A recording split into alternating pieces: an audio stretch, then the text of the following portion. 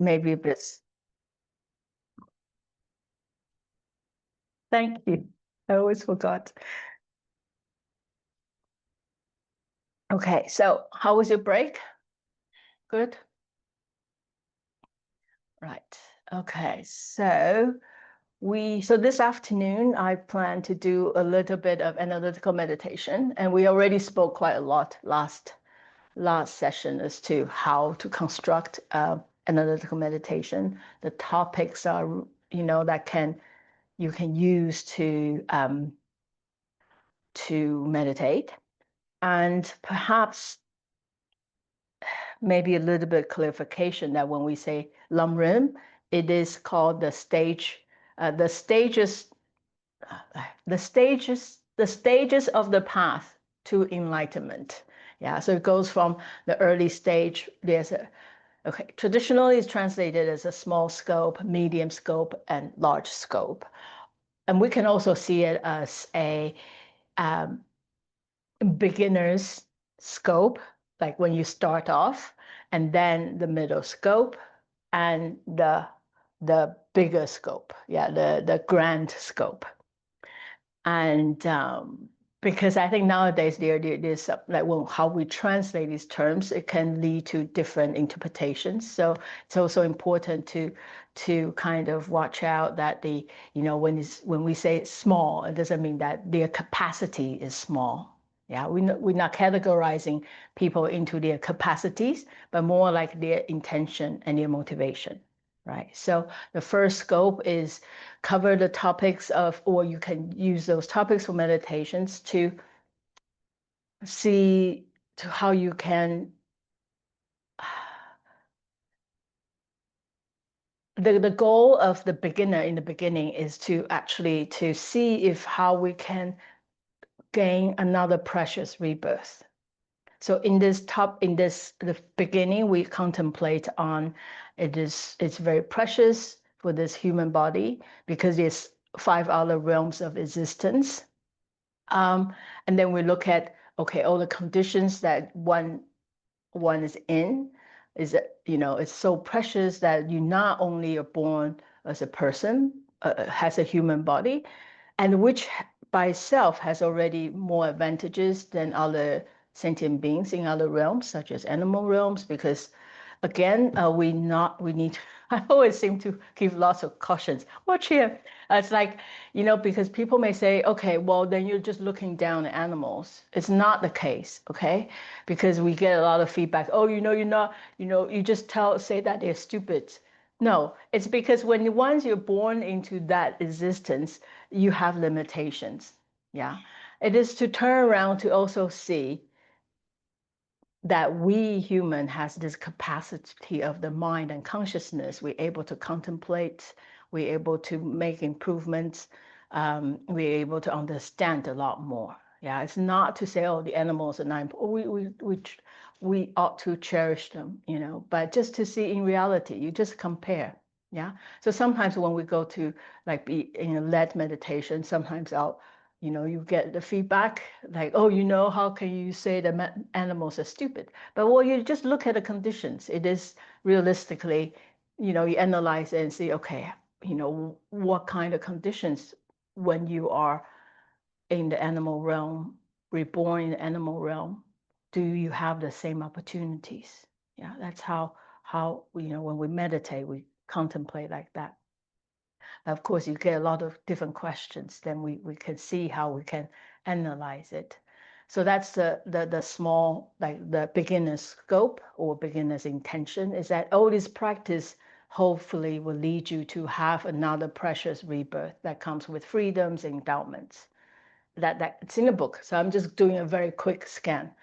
And then you move on to the next scope, the middle scope, which is to recognize the sufferings of our current existence, that it comes quite a lot of dissatisfactions, uncertainties, and all that.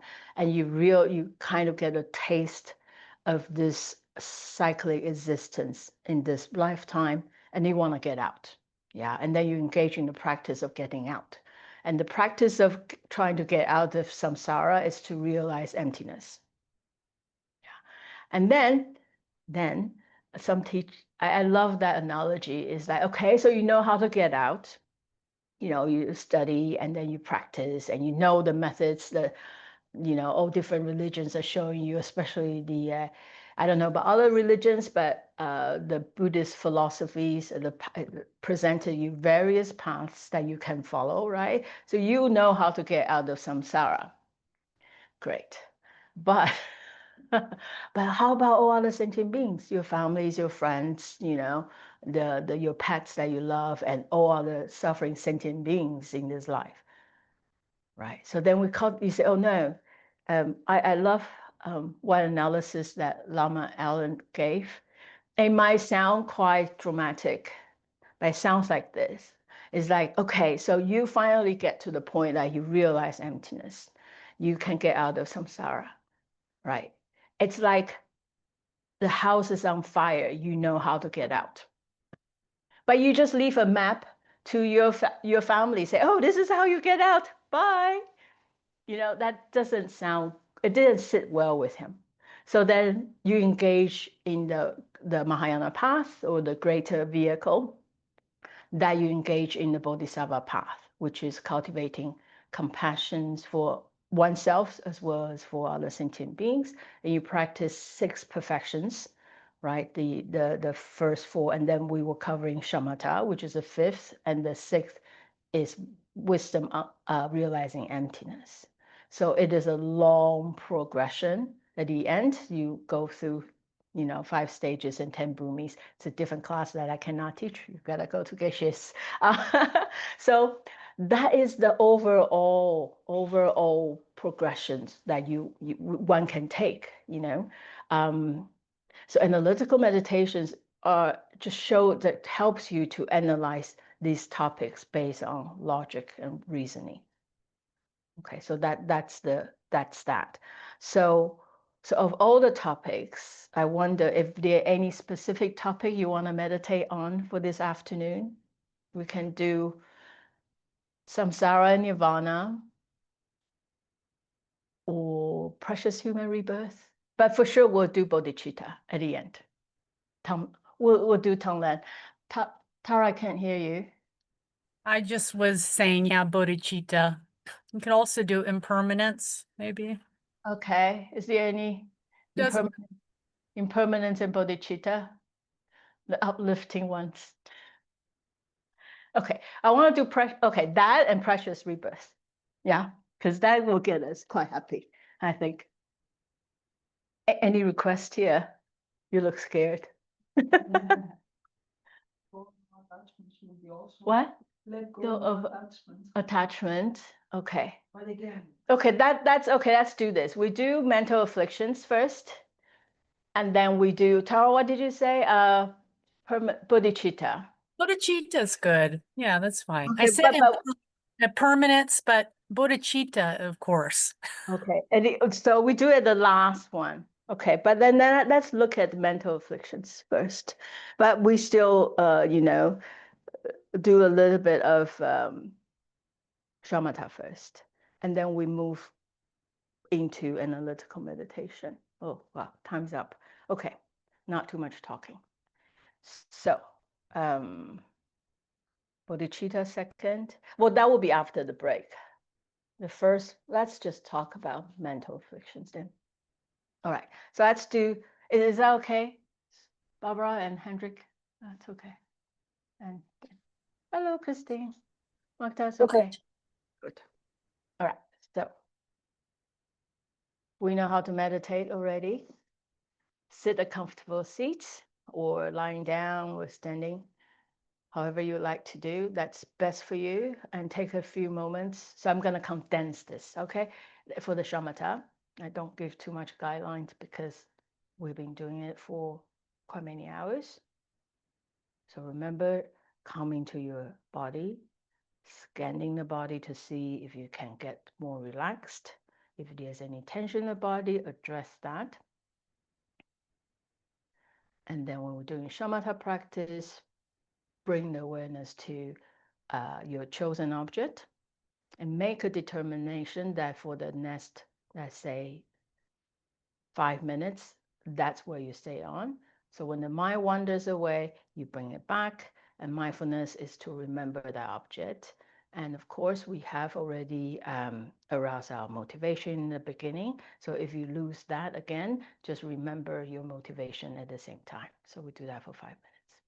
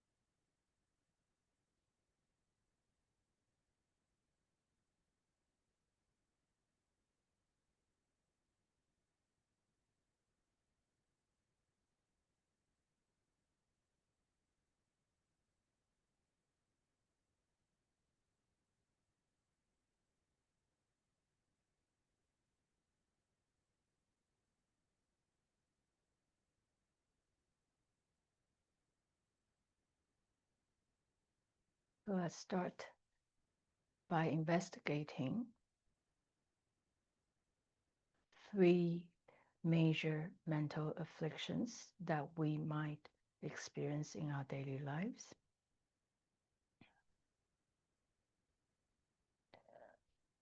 So the 3 major ones, it's also called 3 poisons,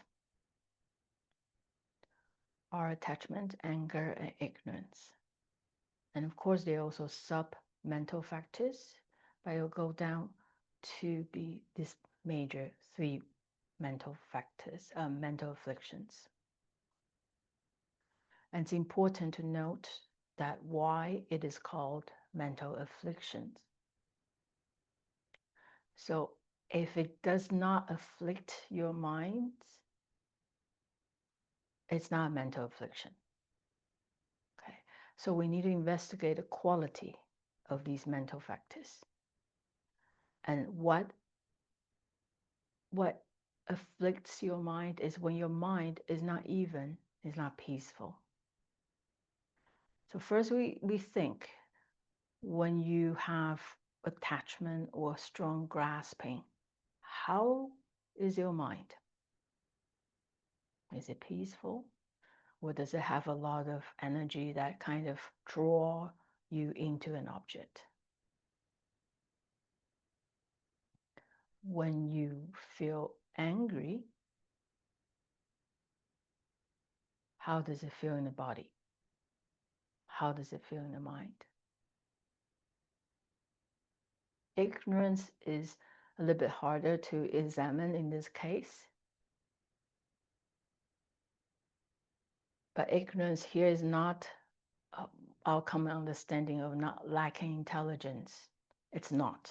Okay, it's more of not understanding, do not understand how phenomenon works, which is all elements are interdependent, and there's no concrete self to be found.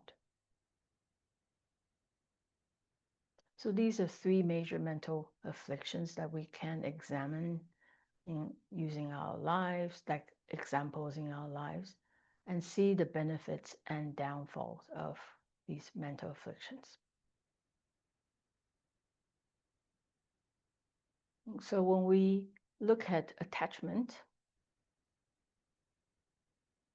we can now think of an object where you feel a strong liking to.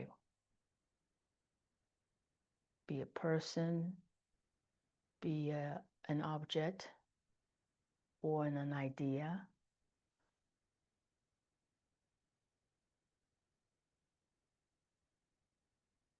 How does that feel in your body when you think of that, the object that you have strong liking to?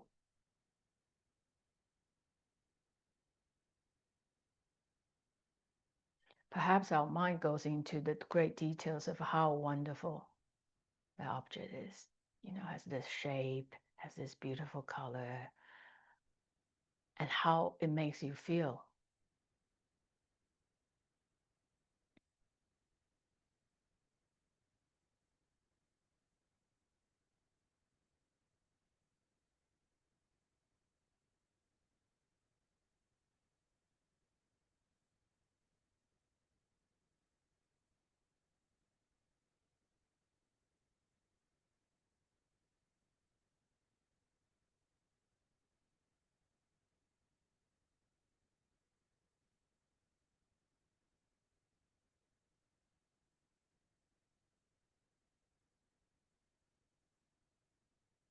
Then we examine, is this beauty on its own side, or is the projection of the mind?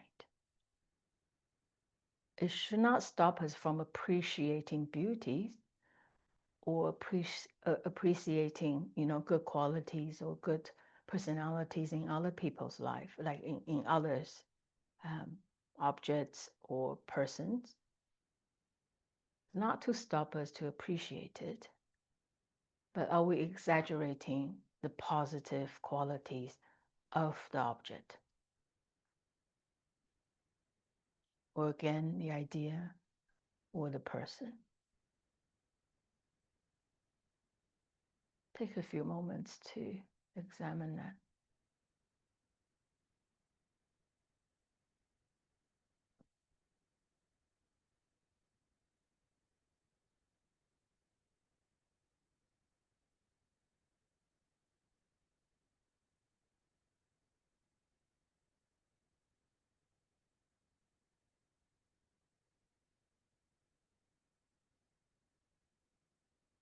And we cannot not to look at the opposite side of attachment, which is aversion, dislike. So also bring to mind an object or a person or an idea that you dislike. Then we analyze the reasons why we don't like it. Could be various reasons. So take a few moments to contemplate on that, to think of that.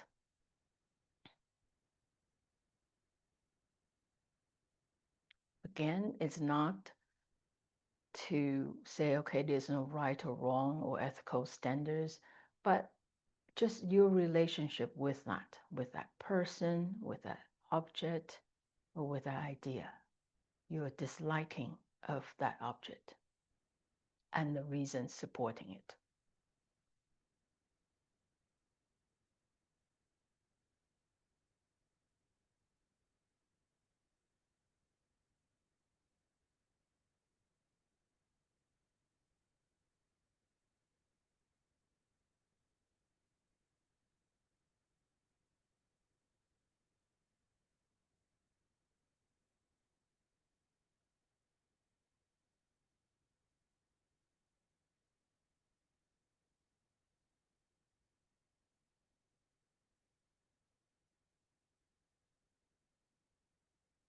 So with attachment,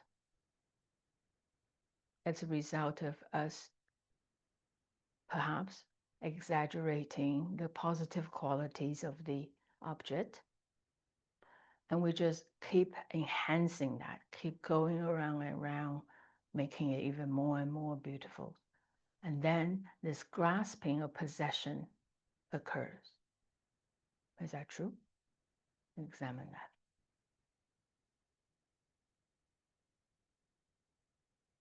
Is the beauty on the side, on that side of the object on its own, or is your relationship to that object? In the other words, it's on our side.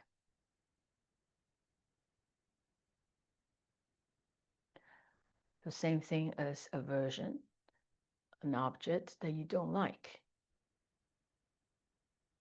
Is it our exaggeration? Is it the object itself possesses these qualities and then, it's bigger, more negative than we thought? It's on that side, or is our relationship to that object that we could have the tendency of exaggerating the negative side of it? Examine that.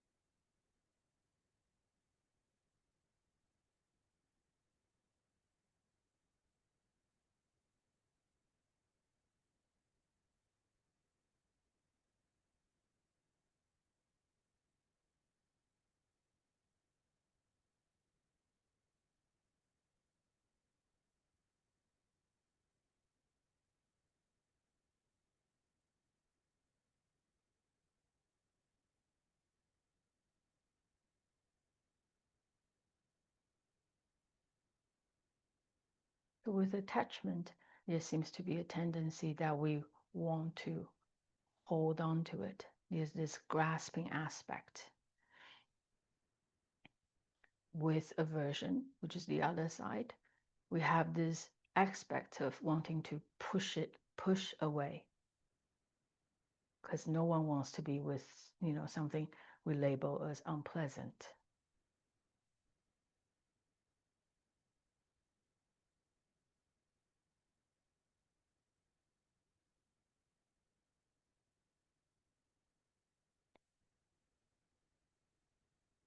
Then, because there's this attachment and aversion, we seem to categorize our life, like put people in these categories. People we like, people we don't like.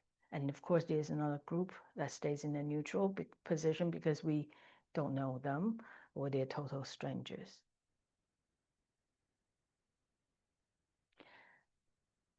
And this exaggeration of good qualities and exaggeration of faults kind of just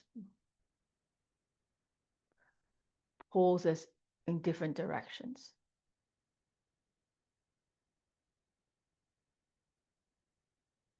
And because of that, we act, right? There is a lot of actions that's a result of our attachment that's not really conducive, not very helpful. Or their actions due to aversion, hatred, that's also not very helpful. Look at our world.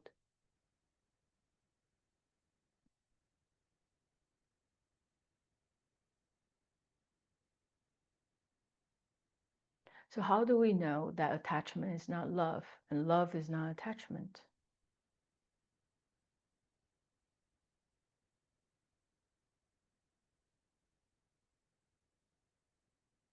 I like the teaching of Jetsuma Tansen Pommel.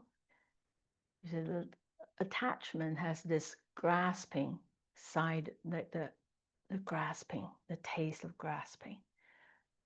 So attachment becomes, I want you to be happy. I want you to make me happy. Whereas love is, I want you to be happy. As long as you're happy, I'm happy. So examine also, is that true? And if it's not, then you just drop it, because maybe it's just not, not resonating with you at this moment.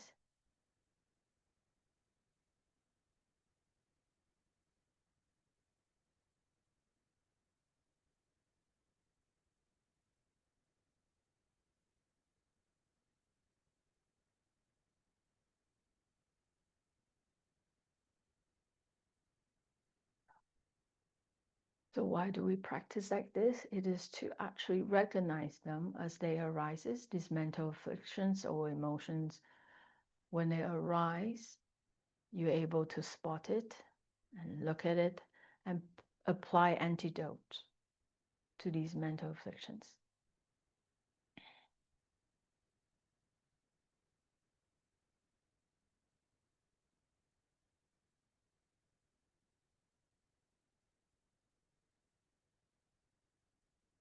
So I invite you to concentrate now on some examples that you had come up, and perhaps come to a conclusion, see the disadvantage of attachment and aversion, and see how that affects your life.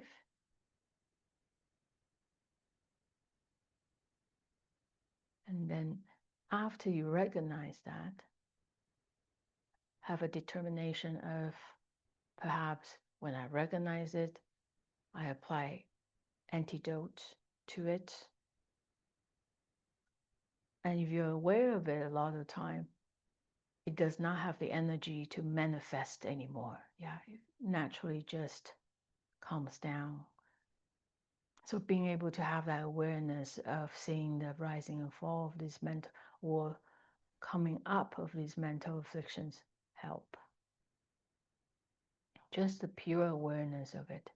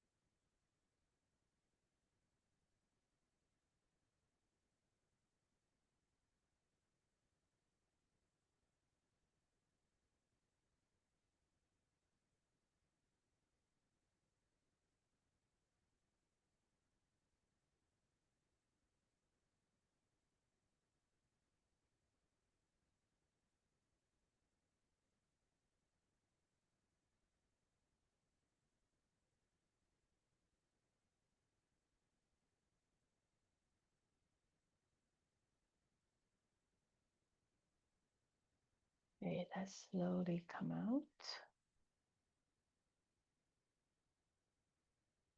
Do you need stretches? A little bit of relaxation. Move around a bit.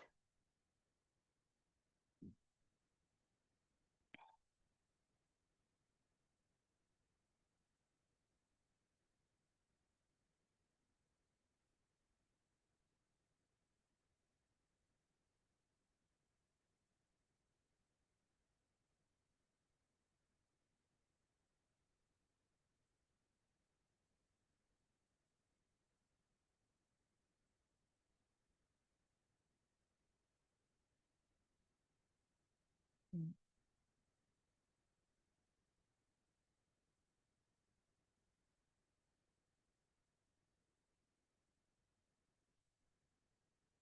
2 more minutes.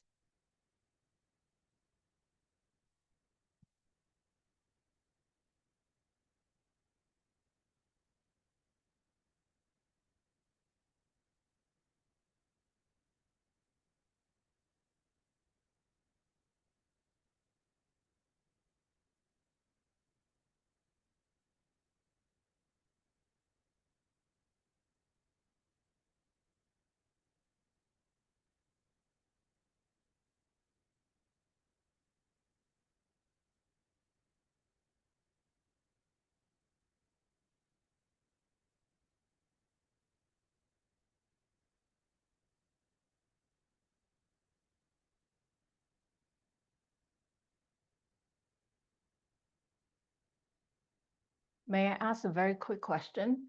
Who is here not a Buddhist? Who's here not a Buddhist? Good. No, I just, no, most people not. Okay, good. No, I just need to know so I guide it differently.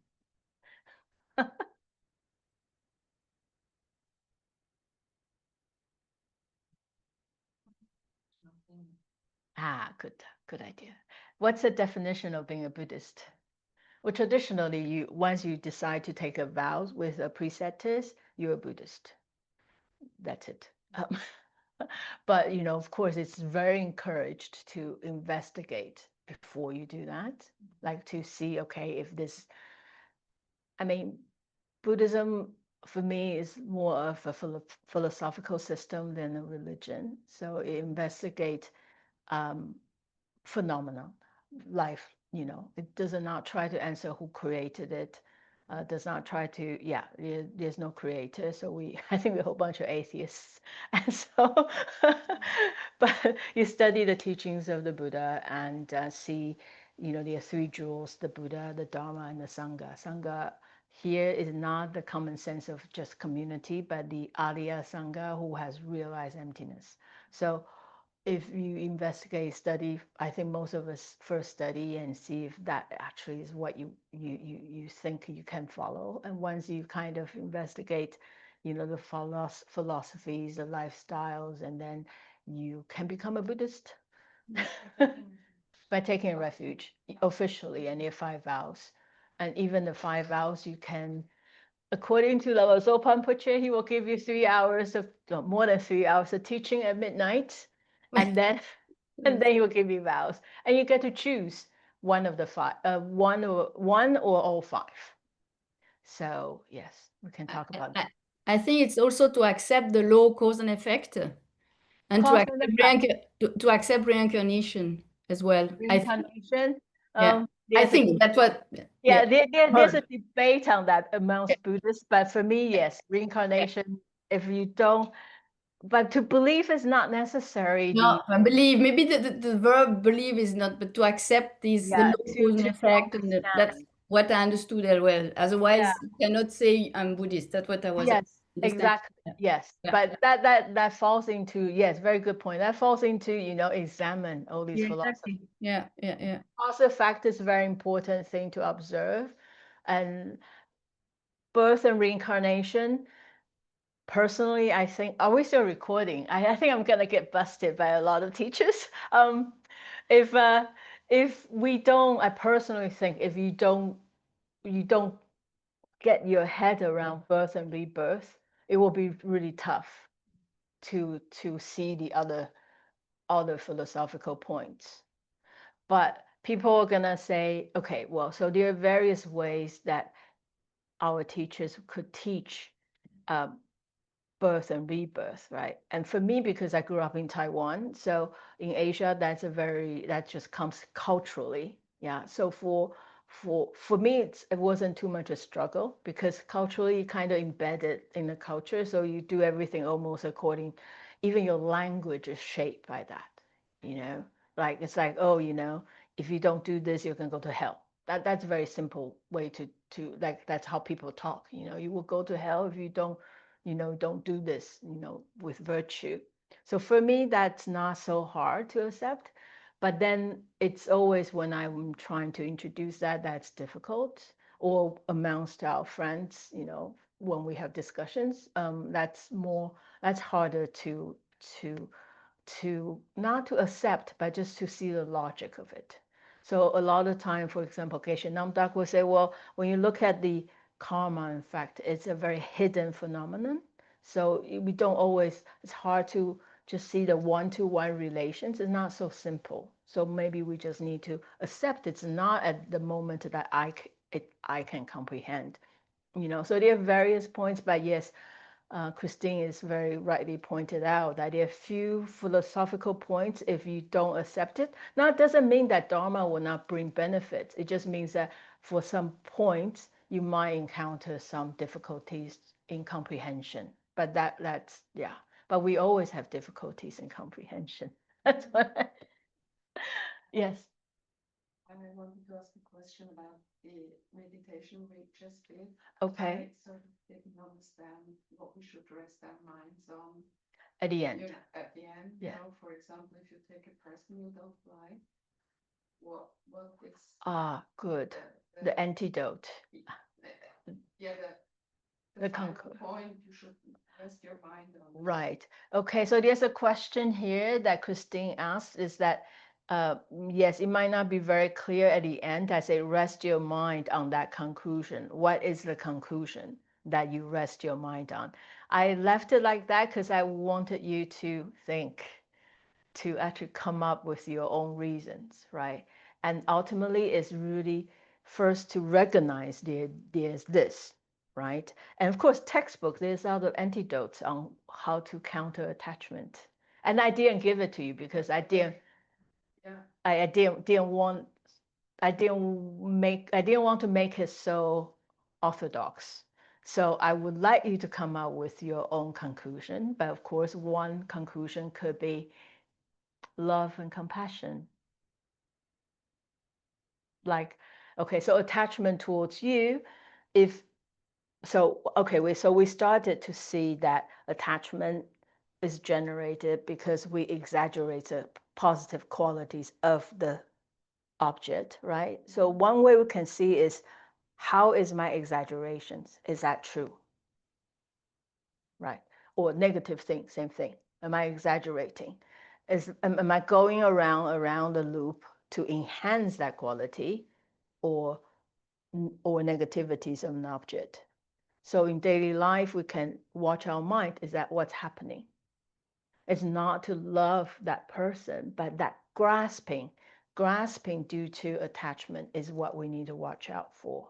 So at the end, if you come to the conclusion, yes, it is not helpful for oneself or for other to have this grasping due to attachment, can we let go and see that just purely seeing the relationship one has with the object that is exaggerating, or however you make yourself attached to it.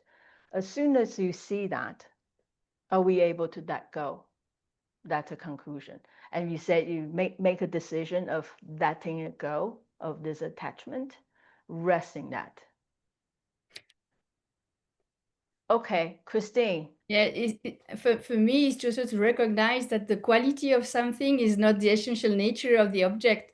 It's just an elaboration, and the same object can have a quality for somebody and maybe just a disadvantage for somebody else. So it's not part of the object by itself. Mm-hmm. To make the distinction between the quality and the essential nature, I mean, Yeah, because otherwise it would be an apple which should be good all the time, but it's not always good. And for me, it would be good, and for just the neighbor not. So it's not part of the object. That's what I wanted to say. Yeah, and it's changing as well, moment by moment. So Mm-hmm. Yeah. that, It's not the point. and debate helps a lot to do that. Mm-hmm. When we study debates, even at the beginning, it helps a lot. If people can learn debate, it's really, yeah, Okay. helps to So, make but the that's not the distinction. question here. No, That's no, not no, it makes Got it. it helps to learn to see the distinction between the quality of something. It's not part of the object. That's what I want to say. So it helps not to get attached to it. When we Yes. meditate, it's not so easy in daily life, but that's what I'm, Yes. yeah. Okay. It's complicated, I would say, because we don't really know what quality of the object is. We Yes. can't know. Right. You know? Yeah. Mm-hmm. So it's all with us.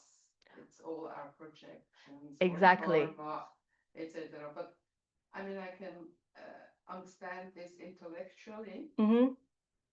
but I will still have trouble liking the person that gets on my nerve. Yes, exactly. And we all do that. And because we're not there yet. I mean, I'm not there yet. So it is more of it's a gradual. So the question here is it's easy, it's conceptually, we all know. Yeah. But how is it that when I see someone I don't, well, I ask myself all the time, why when someone bugs me, I still have this dislike, and I want to run away. Yeah. It's but just by watching it, okay. Yeah. First, I have to say it's very normal because we are still practicing, right? And then otherwise we're all kind of enlightened. So at least me, I'm still here. I still watch that, and I still see that occurring, and that's very normal. But the more you habituation, this is the key word. The more you're able to recognize it and do the opposite, then with habits, where the creature's habits, it will reduce and reduce and reduce. Yeah. So yes, that's why I kept saying sitting meditation is preparing for the outside. But while we're here, no one's annoying you, I hope. So of course that doesn't come up. But we practice here on the mat.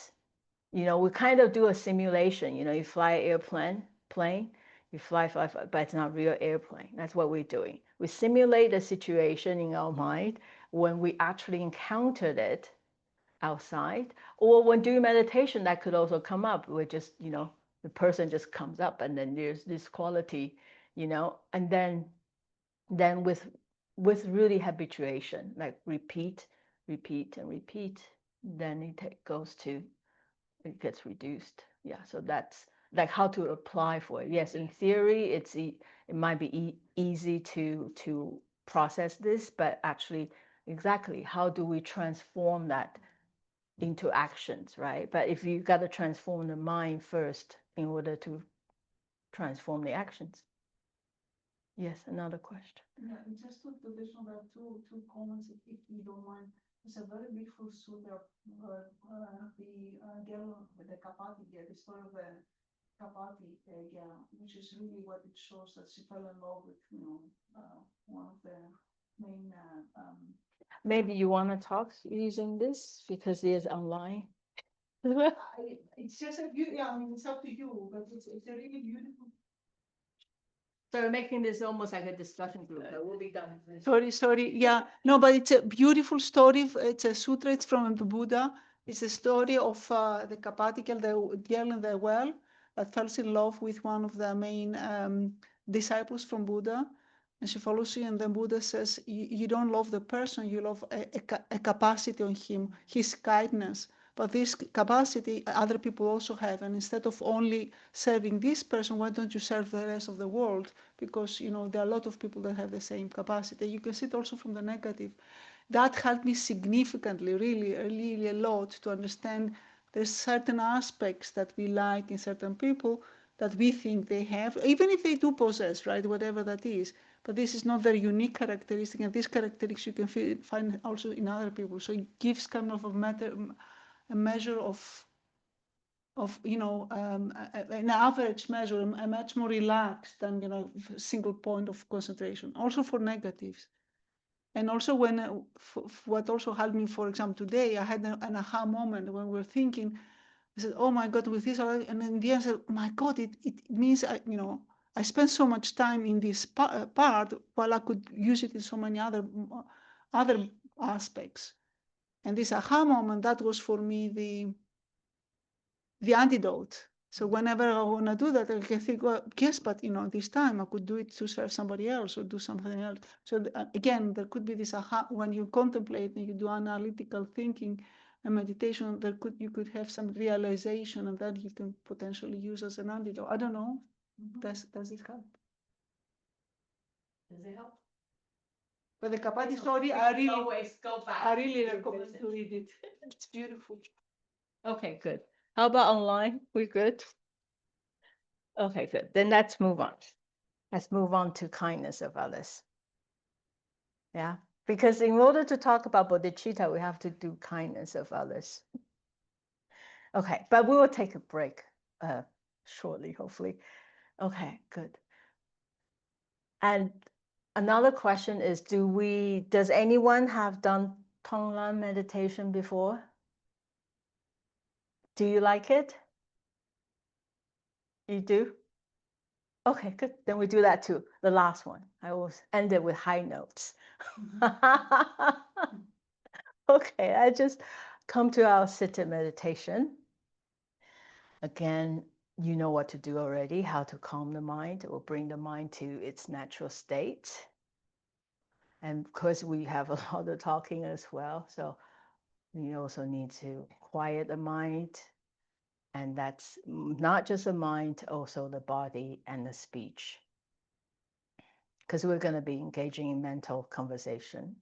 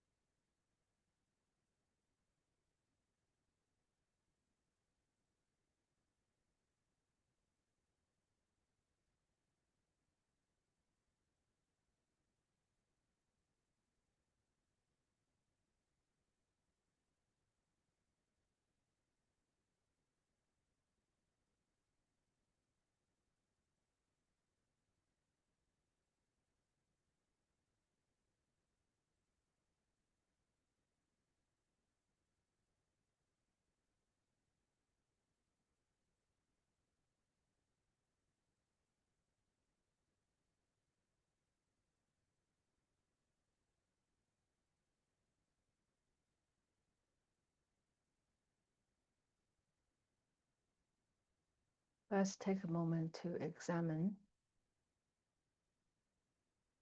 your own body.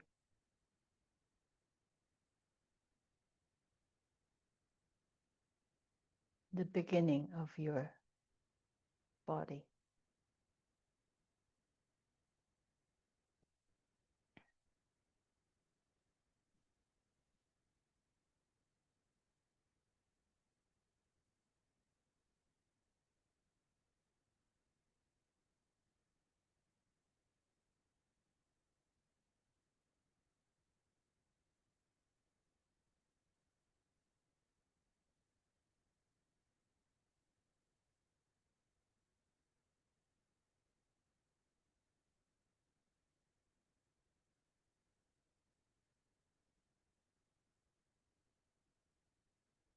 According to scriptures, our mind or our consciousness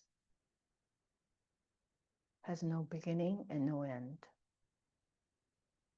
We're not here to prove that, but just keep that in mind.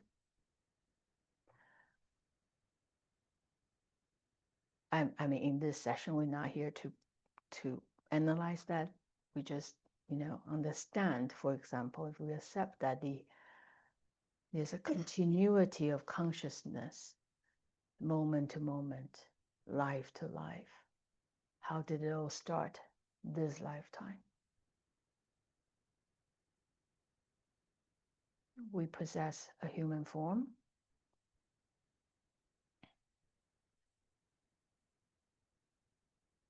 There's the egg of your mother and the sperm of your father.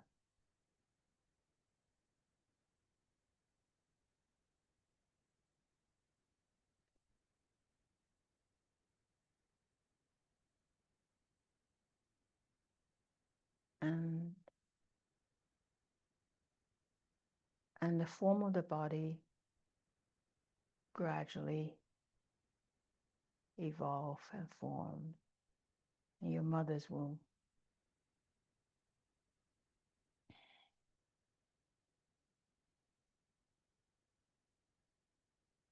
It gives the house for your consciousness to rest and stay.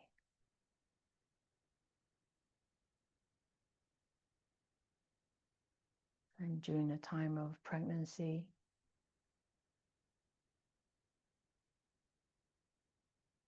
this mother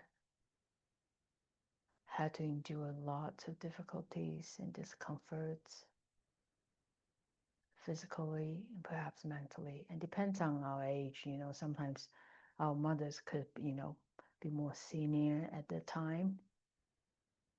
I mean, culturally as well. So they may have to sacrifice their work in order to stay home.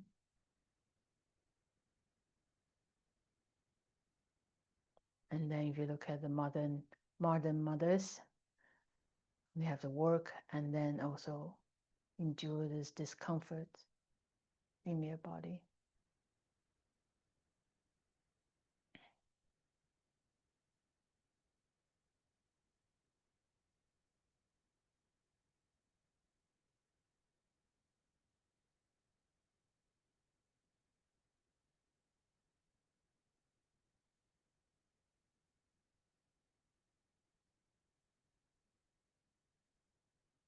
And after many months of course, it is also joy, yeah, like the joy of giving birth to newborn, and the joy of, having a new life in their life. Of course, there's joy.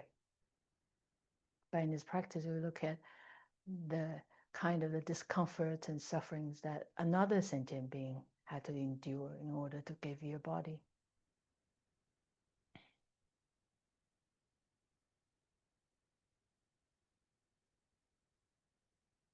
Your mother perhaps had to change the diet, so you can get good nutrition.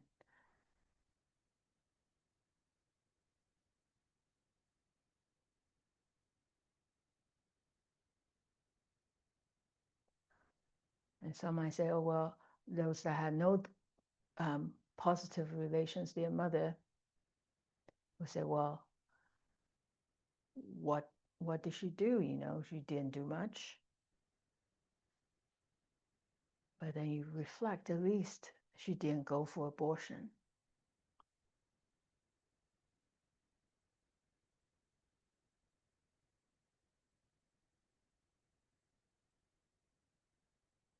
So turn around and see, wow, how kind this sentient being is to me.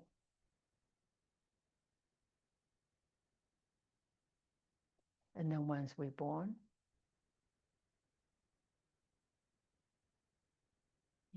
this mother or your caretaker spend lots of energies raising you. When you're hungry, you cry, and then you try to find out what is wrong, how it can help you, how they can help you. Sleepless night, also have to cook, teach you how to dress, perhaps provide you with education, guiding you, teach you how to write, how to read, dress you. Also, they have to make a living so they can support you financially. How kind.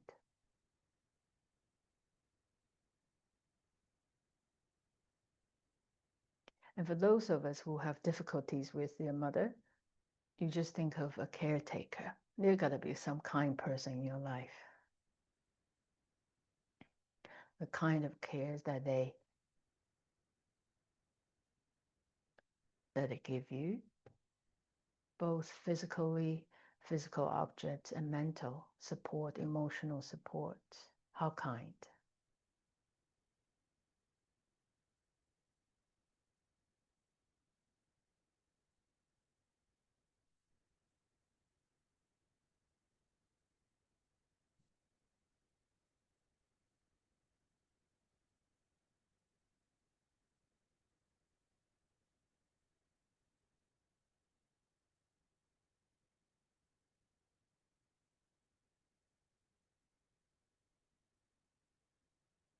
And it's also because our consciousness travels from lifetime to lifetime, and there's no beginning and there's no end.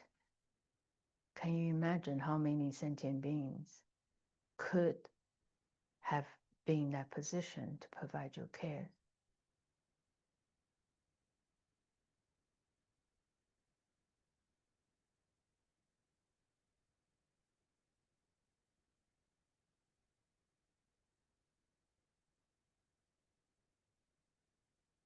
And not only that, just look around. There are roads, so you can go to places from point 1 to point B. And there are also people who farm, who provide you with vegetables and all sorts of food that we need.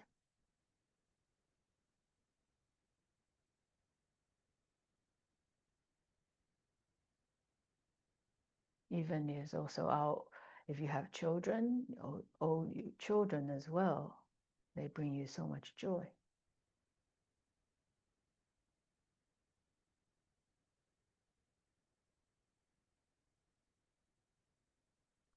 There's nothing that we always depend on other people.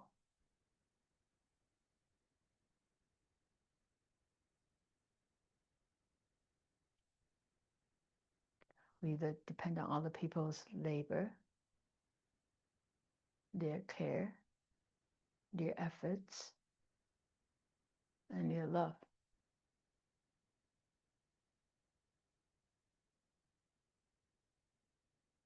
How kind.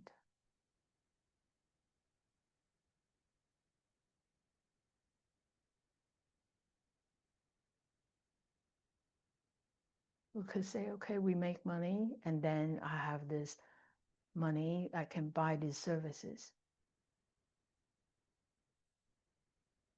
So it's not because they're kind, but can we see all the kindness of as a result of their actions? What if one day they'll go on strike?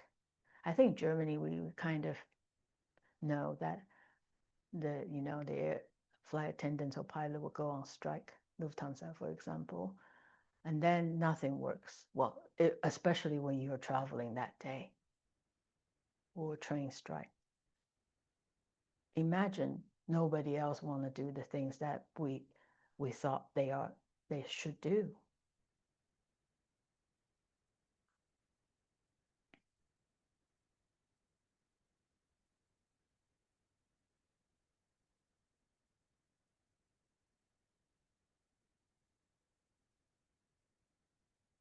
So are we able to kind of using one's own examples to find kindness in your surrounding?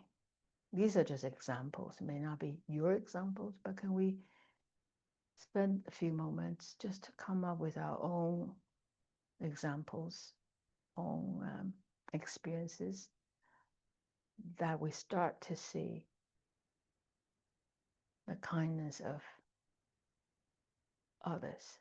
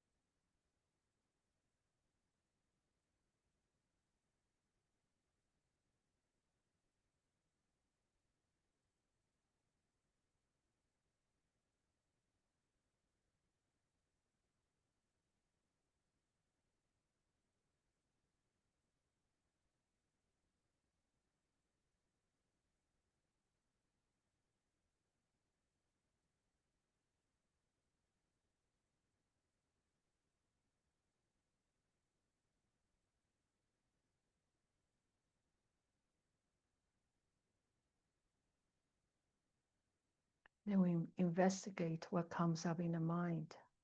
When you actually could have this sense of appreciation of their kindness in the heart.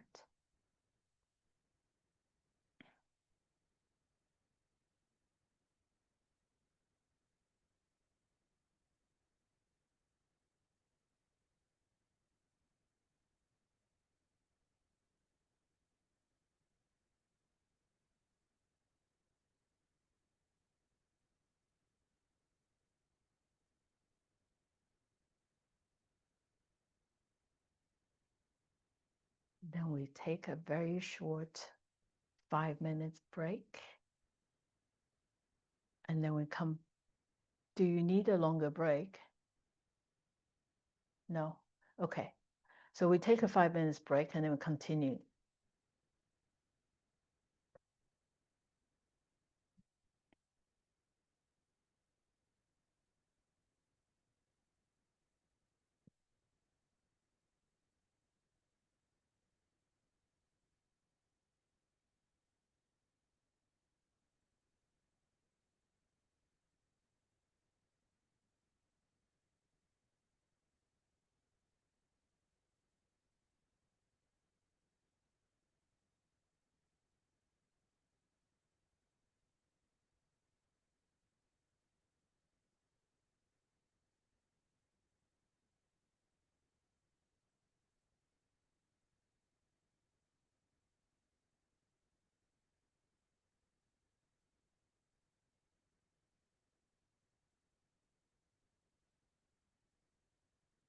So we're gonna meditate on bodhicitta, and so I'll do it slowly in a way that it might be a new concept for some of us.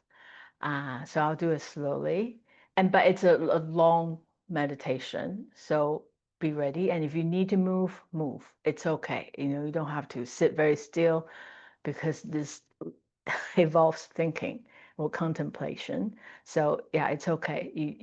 Try to be still, but really it's the mental space, mental consciousness that we're trying to focus on and using the capacity of our logical thinking.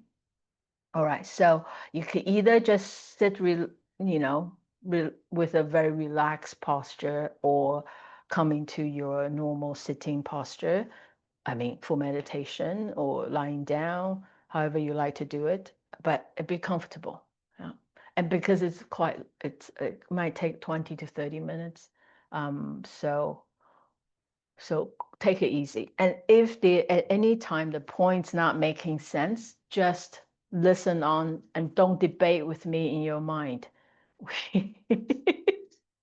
We go back. We can have offline discussions, but yes. Did that happen? Yes. So don't have to debate in the mind at the moment. And if it's really difficult, then drop it. Like, drop what I said and continue with what you think. Yeah. And then we can always talk about it later on. But I just, because that's why it's so important that you need to know how to meditate yourself the correct way, and then go back to someone who can guide you, because often, yes, so it's correct. I could see your faces that, yes, you might get into a mental conversation with the topic, with the points. Yeah. So if that happens, it's okay, drop it. Just continue, and, don't have to go back. Otherwise you get stuck. All right. So let's just think of bodhicitta. First, we think of what does it mean, bodhicitta.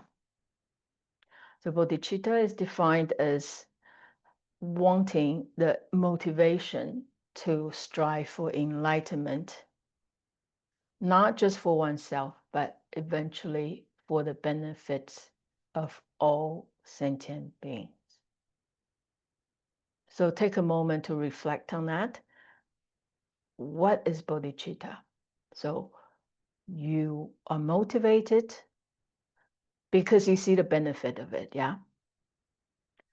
To achieve or to engage in these activities that will bring you to enlightenment.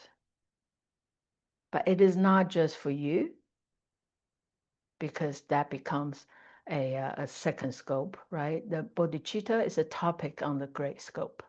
So it is not, the enlightenment is not just for you, because enlightenment has to have compassion in it. Otherwise, it's not enlightenment. And the compassion is not just for oneself, but for all sentient beings.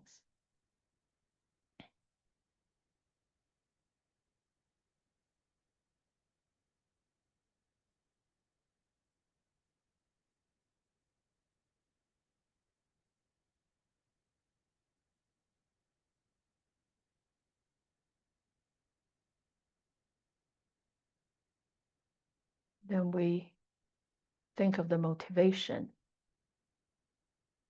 that, due to karma and afflictions, all sentient beings, me included, are circling in samsara endlessly.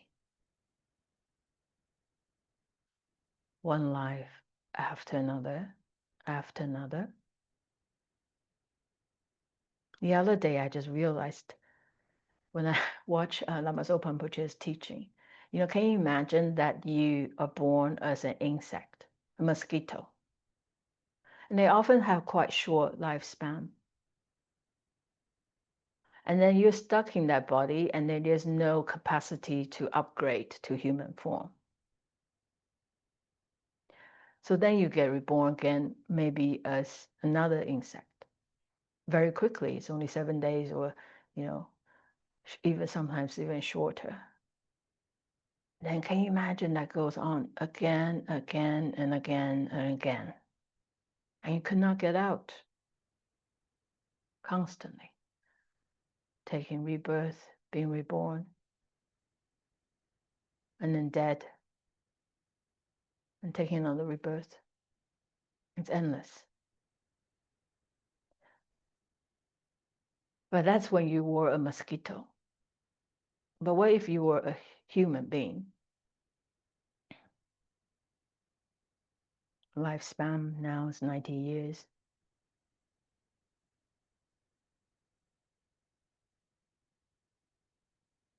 And it's just a reality that death will come. We just don't know when and how. So the timing is uncertain. It is uncertain, and how is uncertain. And there's no guarantee what happens afterwards. But you're not the only one experiencing that. Your friends, families, strangers, all are experiencing that. And that just say that you haven't figured out what reincarnation is, or you don't believe it. Maybe just look at this lifetime. There could be a lot of unsatisfactions because suffering is translated from dukkha. Dukkha means dissatisfactions. Just a side note, in Chinese, Han Buddhism is translated as bitterness. I always like to say that because it helps you to see, and the suffering seems quite serious. People will say, well, I don't feel I'm suffering. But can you see bitterness? Can you see dissatisfactions in your life? When it's cold, you want to be warm. And when it's warm, you want to be, it's too hot, the head doesn't work, at least for me. The body changes too, suffering of change.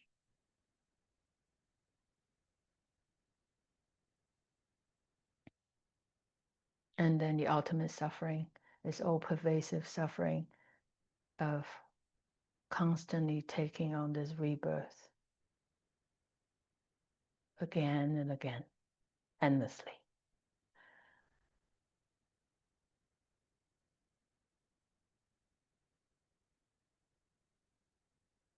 But then we think, we reflect on the kindness of others that we just meditated on.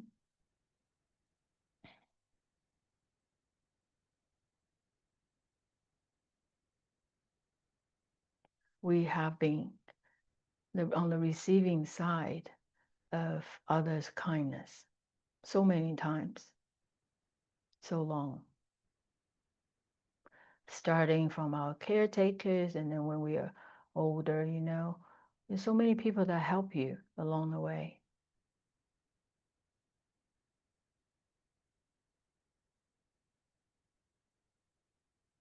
How do we repay their kindness?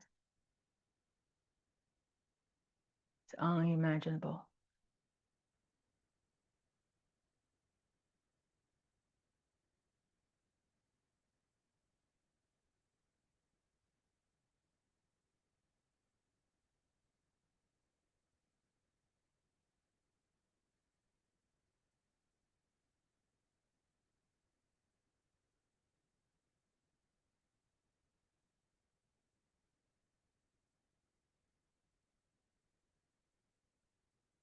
So perhaps to help ourselves and to help all other sentient beings in repaying their kindness is we ourselves can achieve enlightenment.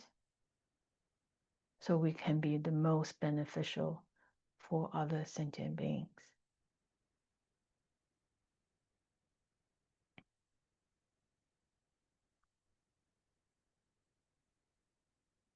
But how?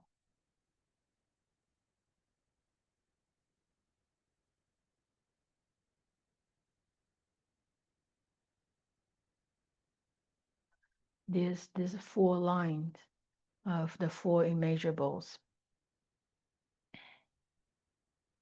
May all beings have happiness and cause of happiness. May all beings be free of suffering and the causes of suffering. May all beings abide in the ultimate joy and happiness without any mental afflictions. And may all beings abide in equanimity.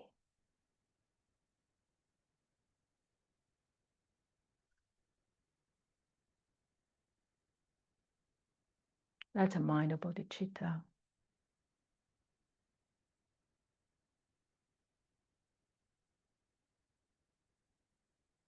But we start with equanimity, even though that's the last line, but that's a basis of all other immeasurables.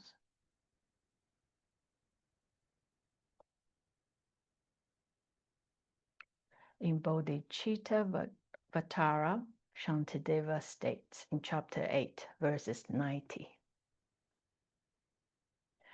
Strive at first to meditate upon the sameness of yourself and others. In joy and sorrow, all are equal. Thus be guardian of all, as of yourself. So here, Shantideva is suggesting that the sameness of yourself and others. In what way? In how, what brings us happiness and what brings us suffering. It's the same. What brings you joy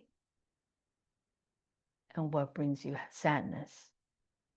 It may not be the same in the causes, but how we experience them. Even the person that totally disagreeable with you or you don't like also experience joy and happiness. In that way, we are the same.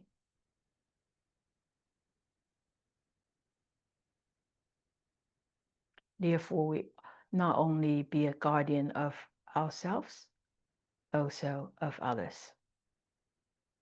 But of course, eventually, there's no separation of one and others.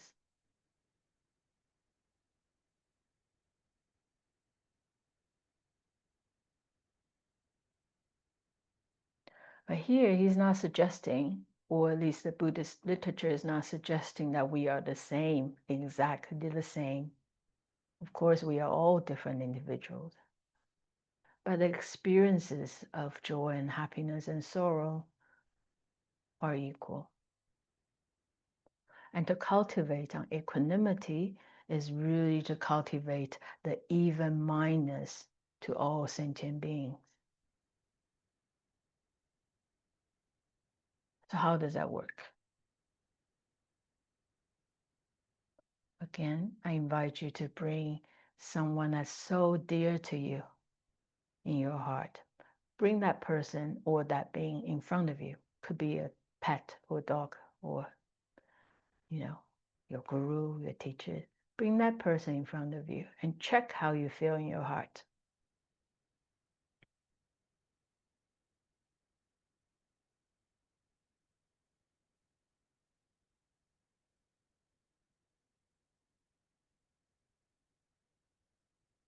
Now bring a total stranger. Let's say you went for lunch and then you saw someone on the street, or maybe you don't even remember seeing anyone on the street. Bring that person in your heart or in your vision. Check how you feel.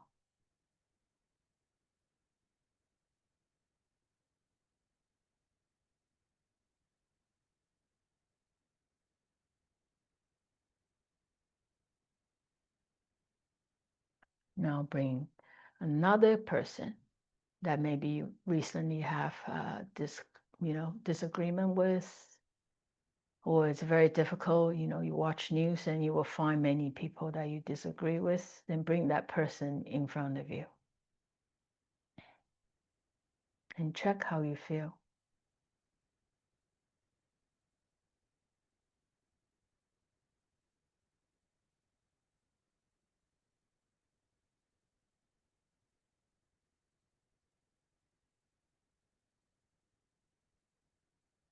Can we see that we naturally hold some that are close to us?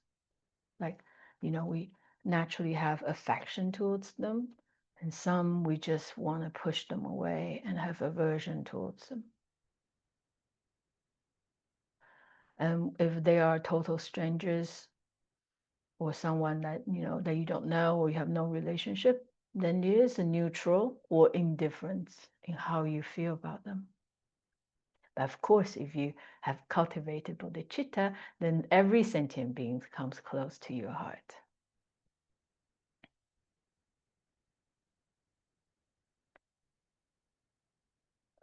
But just for the sake of meditation and come up with this analytical meditation, we could see that for those we like or we attach to, they're friends. And we have affection towards them. And there's another group of people that it's on the opposite side. Yeah, we disagree and we don't like them. And then the rest that we feel, indifference.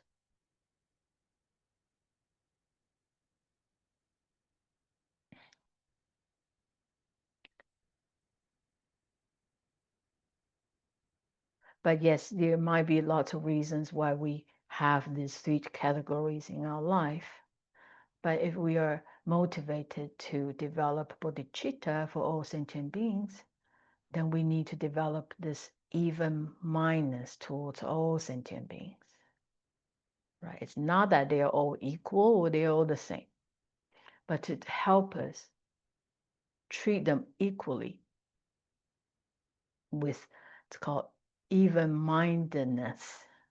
Like the point that when there's someone that you dislike, at least, it comes up, we have a very even-minded attitude towards them.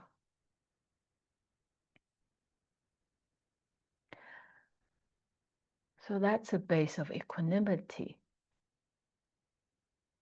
And the reasons behind that, or some ideas that can help you to get to that point, is to see even the person that are harmful towards you or that you disagree with, in their sorrow and joy, we are the same.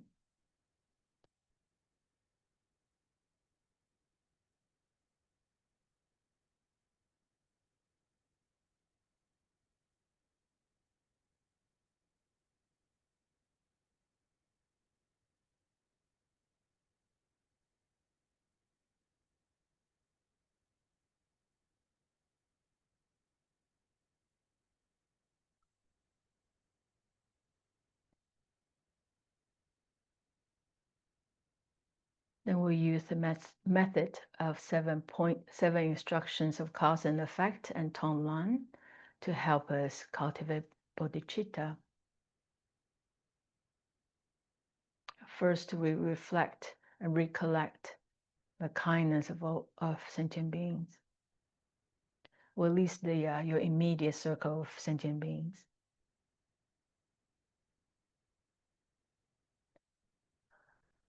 So as our consciousness travels from one lifetime to the next, we have experienced unlimited reincarnations in all different forms.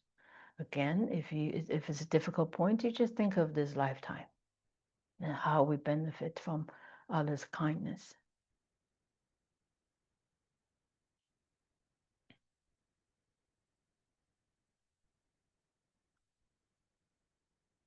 And we recollect and remember their kindness to us.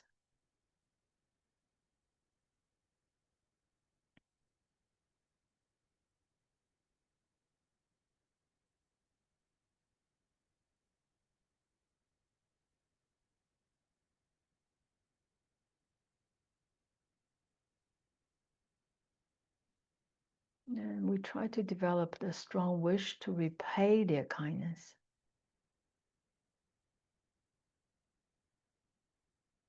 I don't know if it comes naturally, but if someone's nice to you, would you want to be nice to them?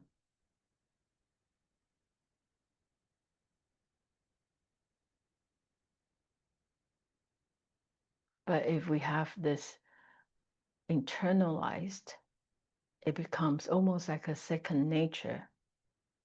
You don't even have to try really hard. If people are nice to you, you just want to, repay their kindness. And this really helps to get rid of the self-cherishing mind. so we can develop this bodhicitta, the mind of enlightenment.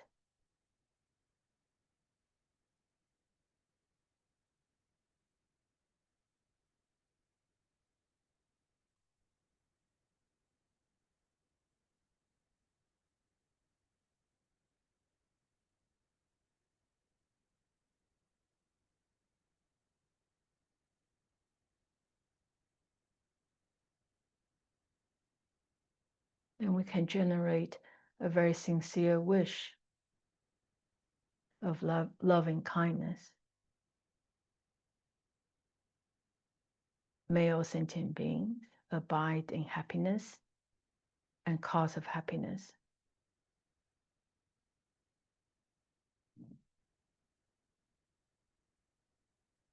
And once again, we need to remember we are individually part of this all sentient beings.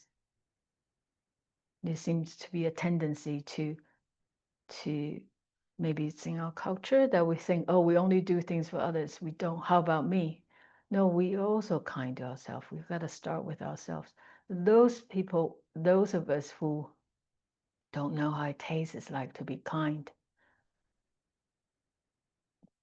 cannot possibly possess it, right? So we also start with ourselves as well.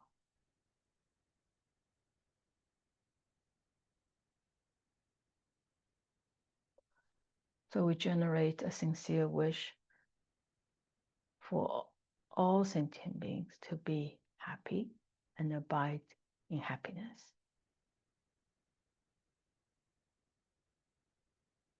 And if imagining all sentient beings is difficult, you just imagine one. That's not you, another person.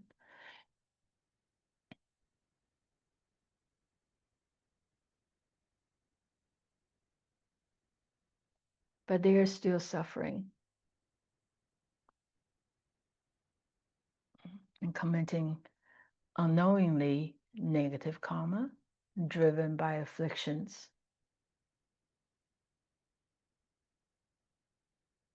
There's still wars, illness, hunger and thirst, mental health problems, and the suffering in the animal realm, and the spirit, the form and formless realm. And the most importantly, the all-pervasive suffering of samsara, going around and around.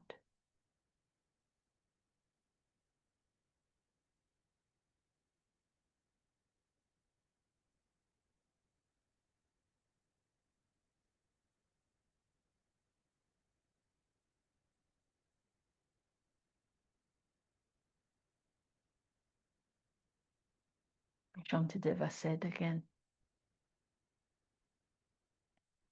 and other beings' pain I do not feel, but yet, because I take them for myself, their suffering is mine, and therefore hard to bear.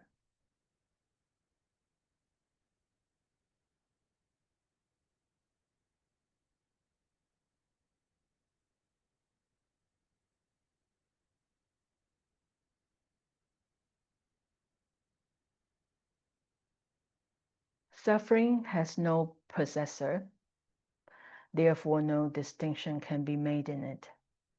Since pain is pain, it is to be dispelled. What's there in drawing boundaries?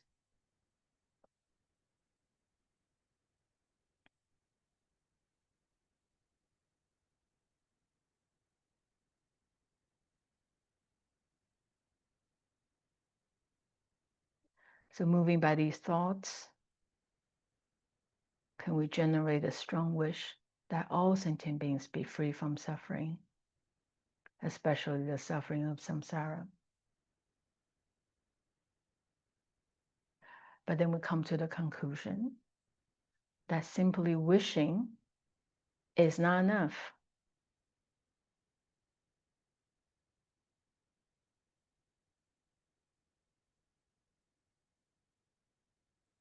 We have to start with ourselves by transforming our mind and turn our mind to virtuous thoughts and actions and engage in positive karma, eliminating our mental affliction. At the same time, cultivating compassion, engaging 6 perfections, 6 exercises, realizing emptiness, and progress on this path.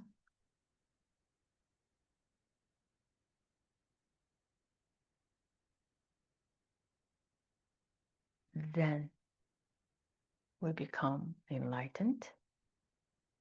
And even, and there are 3 types of bodhisattvas. Yeah, the king type. The type that I say, okay, how would I know? How could I help other people if I'm not already there, if I don't know the path?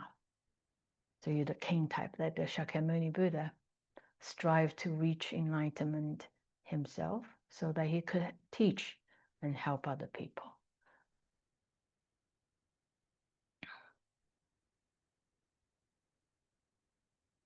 And I think there's a shepherd type where, okay, we just gather everyone to go together. And the third type is, off you go first. I'll be the last one. I'll be the last one until you are all enlightened.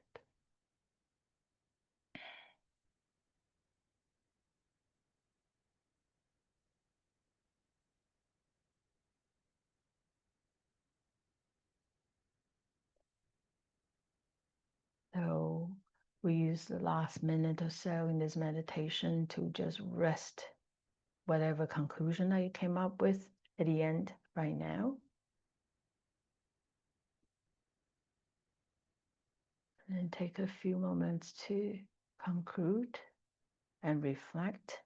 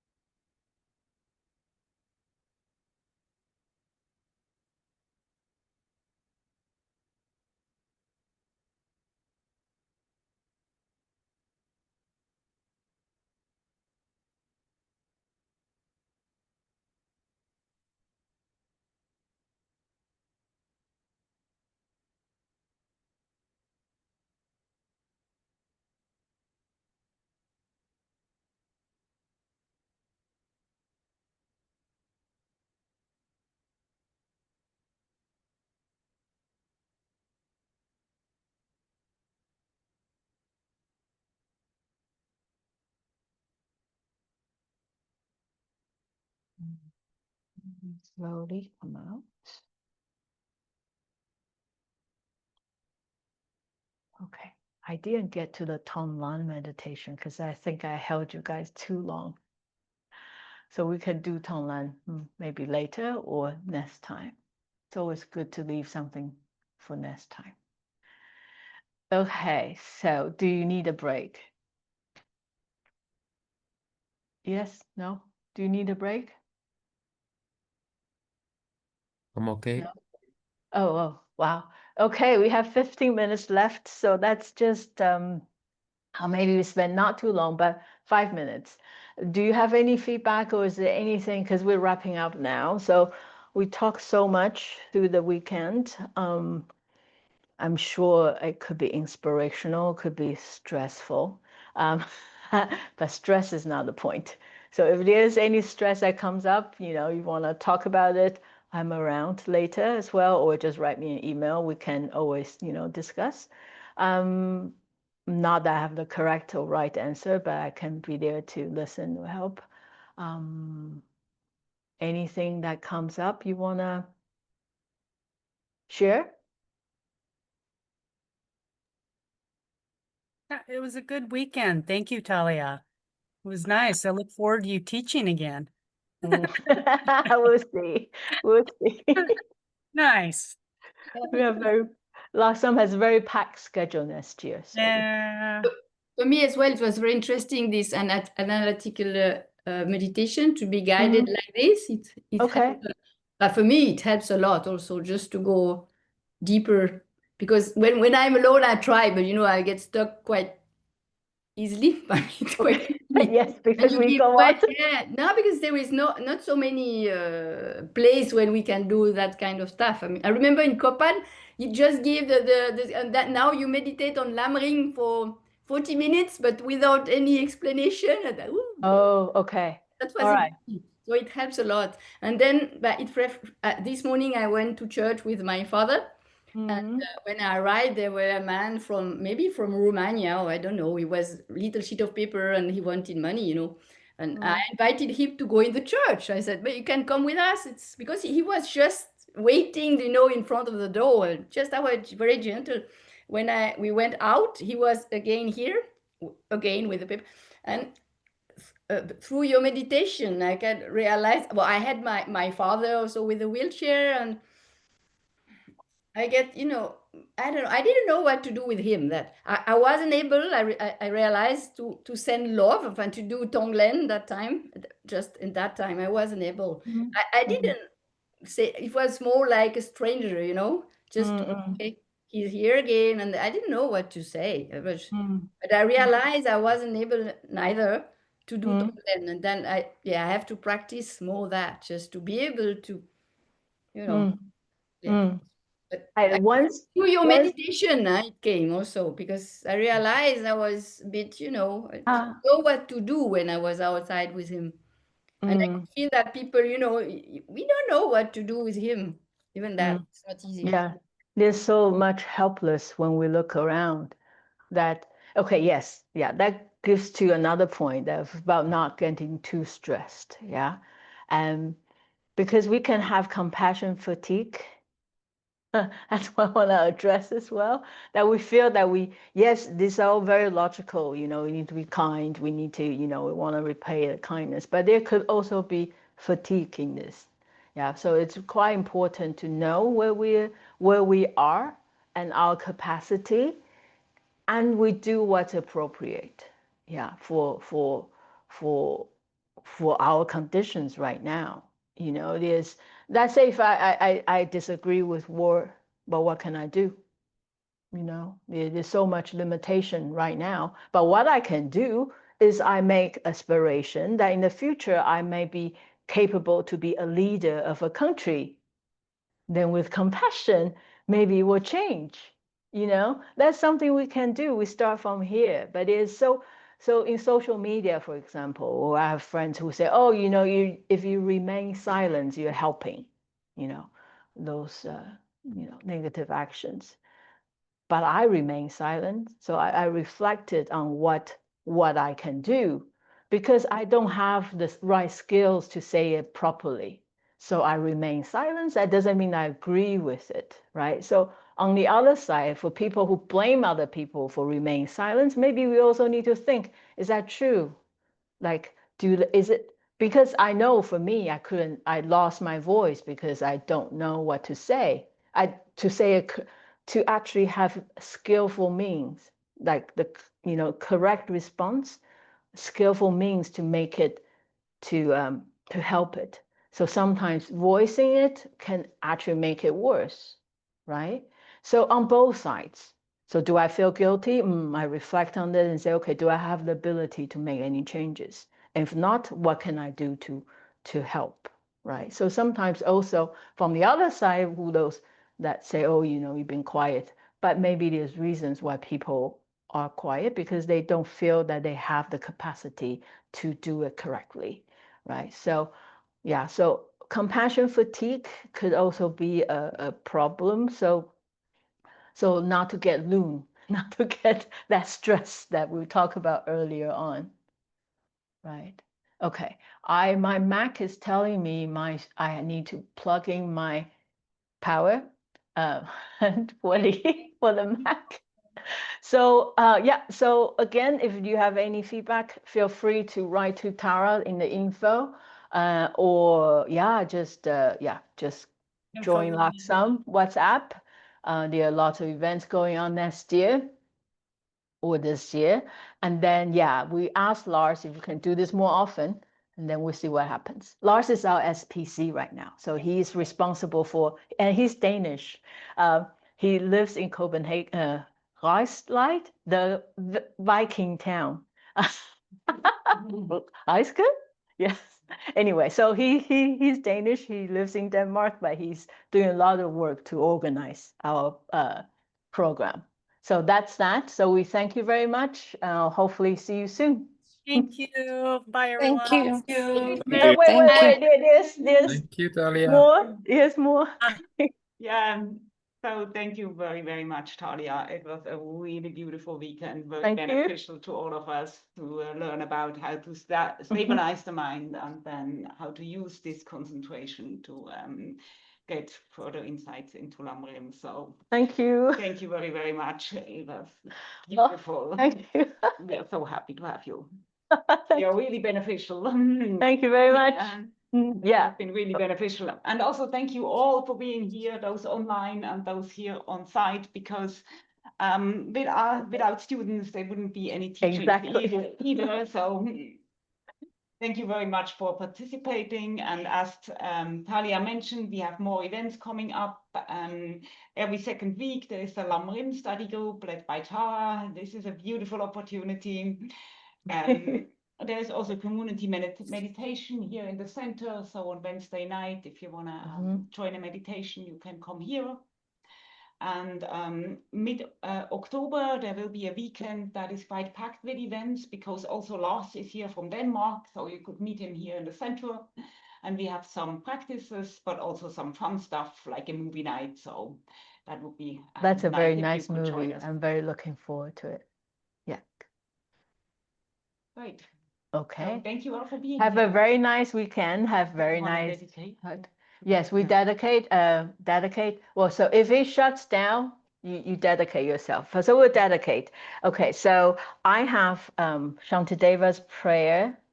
I have to look up where it is, but I think most of you know that.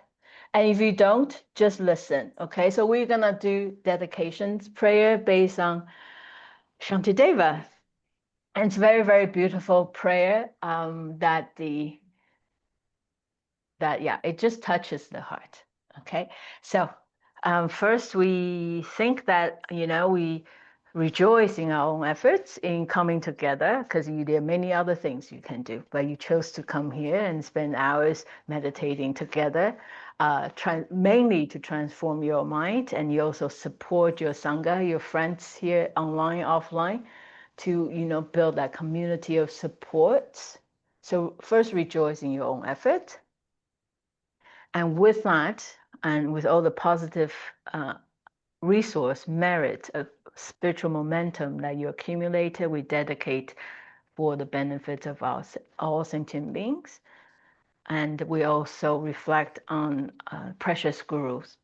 Without teachers, not me, but without teachers, we will never be exposed of these teachings. And they've been patient with us. No matter how many times we ask them, they patiently answer and answer again. They always say yes to our requests, as long as we're asking questions or wanting to kind of progress on this path. They are always available in various forms. Yes, okay. And so with that, we dedicate for the good health and long lives of our teachers, especially His Holiness Dalai Lama, and the Lama Zopa Rinpoche has been reborn, and may he have a very conducive environments to grow up and be trained again to be a very profound Buddhist teachers, and then to come back to, so that we can be reunion, like meet again. And then with that, I will cite out Shantideva's prayer in dedication chapter. May all beings everywhere, plagued by sufferings of body and mind, obtain an ocean of happiness and joy by virtue of your merits. May no living creature suffer, commit evil, or ever fall ill. May no one be afraid or belittled with a mind weighed down by depression. May the blind see forms. May the deaf hear sounds. May those whose bodies are torn with toil be restored on finding repose. May the naked find clothing, the hungry find food. May the thirsty find water and delicious drinks. May the poor find wealth, those weak with sorrow find joy. May the forlorn find hope, constant happiness and prosperity. May there be timely rains and bountiful harvests. May all medicines be effective and wholesome prayers bear fruits. May all who are sick and ill quickly be freed from their ailments. Whatever diseases there are in the world, may they never occur again. May the frightened cease to be afraid. May those bound be freed. May the powerless find power, and may people think of benefiting each other. For as long as space remains, for as long as sentient beings remain, until then, may we too remain to dispel the miseries of the world.